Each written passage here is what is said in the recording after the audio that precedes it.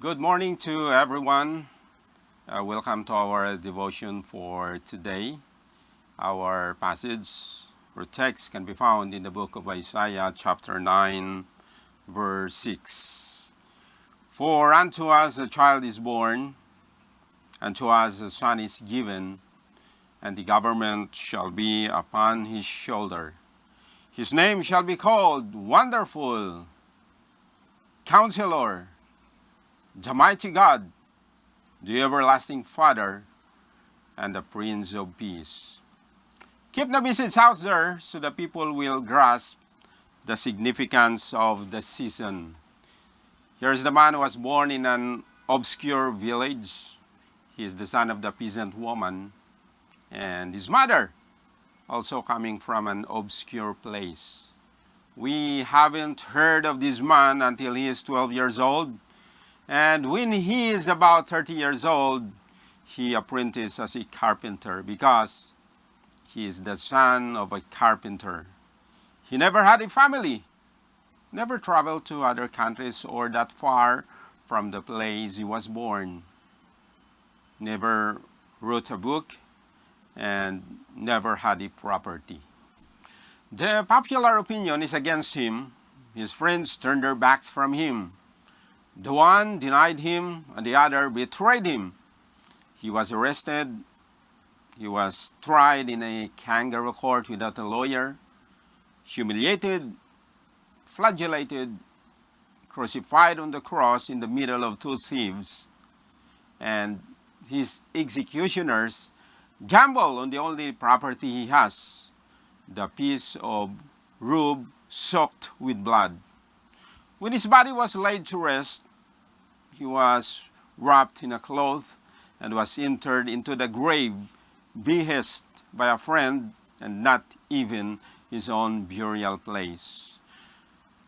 But after more than 2,000 years, today he is the centerpiece and the cornerstone of human race. All the things that transpired in the history, all the armies of any countries that ever been put up, all the kings, past and present, any historical figure that have done or anything that they have done with their people, either extreme of good or bad, and all the wars in the world, this had never had any impact as much as the influence, the authority, and the significance of this man in the lives of humanity. His name is Jesus, the King of Kings and the Lord of Lords. In Philippians chapter 2, verses 10 to 11, it says that at the name of Jesus, every knee should bow in heaven and on earth and under the earth, and every tongue confess that Jesus Christ is Lord, to the glory of God the Father. In Isaiah chapter 9, verses 6 to 7, his name shall be called Wonderful, Counselor, the Mighty God, the Everlasting Father, and the Prince of Peace. The incarnation of the Son of God defies all human understanding. He was equal to God the Father, but made himself nothing, taking the very nature of servant, being made in human likeness. Then why would God clothe himself with humanity? Is it any wonder that the angels sang, that the shepherds rejoiced, and the Magi traveled from a faraway place for 2 years to bring their homage to the King?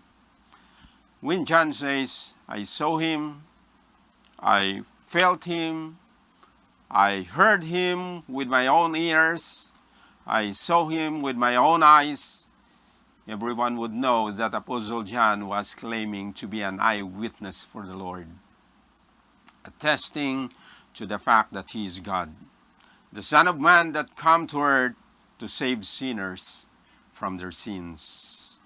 The point of our celebration is that Jesus Christ really lived and he really died.